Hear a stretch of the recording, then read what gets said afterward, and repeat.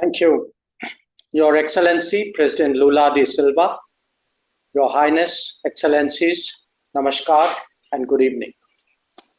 It is my privilege to represent Prime Minister Narendra Modi at this virtual meeting of BRICS leaders.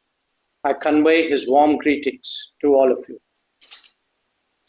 The state of the world today, Excellencies, is a cause for genuine concern. The last few years have witnessed the devastating impact of the COVID pandemic, major conflicts in Ukraine and the Middle East, West Asia, volatility in trade and investment flows, extreme climate events, and a discernible slowing down of the SDG agenda.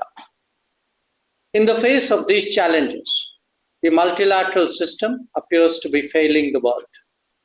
That so many serious stresses are being left unaddressed is understandably having consequences for the global order itself.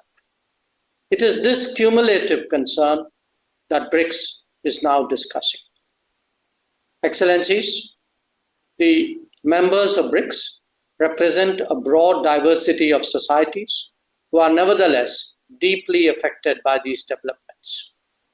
Even in the past, our endeavor has been to find common ground between our respective national policies and to act on that basis. Today, the focus is on stabilizing the international economy and the world order.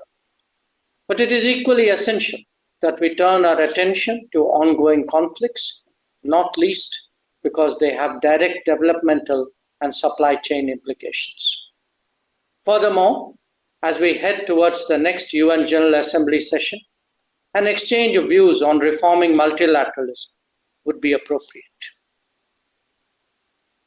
The world, as a collective, is seeking a stable and predictable environment for trade and investment. At the same time, it is imperative that economic practices are fair, transparent, and to everyone's benefit. When there are multiple disruptions, our objective should be to proof it against such shocks. That means creating more resilient, reliable, redundant, and shorter supply chains. Not just that, it is also essential that we democratize manufacturing and production and encourage their growth in different geographies. Progress in that regard will contribute to regional self-sufficiency and relieve anxieties at times of uncertainties. Your Highness, Excellencies, trade patterns and market access are today prominent issues in the global economic discourse. The world requires constructive and cooperative approaches to promote trade that is sustainable. Increasing barriers and complicating transactions will not help. Neither would the linking of trade measures to non-trade matters. The BRICS itself can set an example by reviewing trade flows among its member states. Where India is concerned, some of our biggest deficits are with BRICS partners, and we've been pressing for expeditious solutions. We hope that this realization will be part of the takeaways from today's meeting. The international trading system is based on the foundational principles of open, fair, transparent, non-discriminatory, inclusive, equitable, and a rules-based approach with special and differential treatment for developing countries. India strongly believes that this should be protected and nurtured. Excellencies, the world today also seeks an urgent resolution of ongoing conflicts. The global south has experienced a deterioration in its food, energy, and fertilizer security. Where shipping is targeted, not just trade, but livelihoods also suffer. A selective protection cannot be a global answer. An early end to the hostilities and undertaking diplomacy to ensure a durable solution is the obvious pathway before us.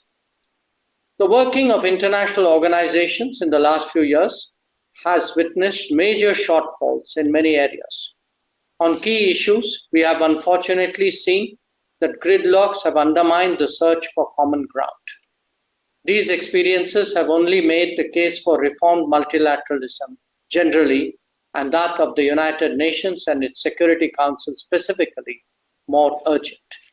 The BRICS have taken a positive view of this need for reform, and we expect that it would collectively become a strong voice for much awaited change. Excellencies, even as the world grapples with policy changes, we must not lose sight of bigger concerns, especially climate change. Sadly, both climate action and climate justice are currently slipping in global priorities. We need new thinking and initiatives as well. I commend the International Solar Alliance, the Coalition for Disaster Resilient Infrastructure, and the Global Biofuels Alliance for your consideration. In conclusion, let me again thank President Lula da Silva for convening us today and for the opportunity to present India's views and positions. I thank you.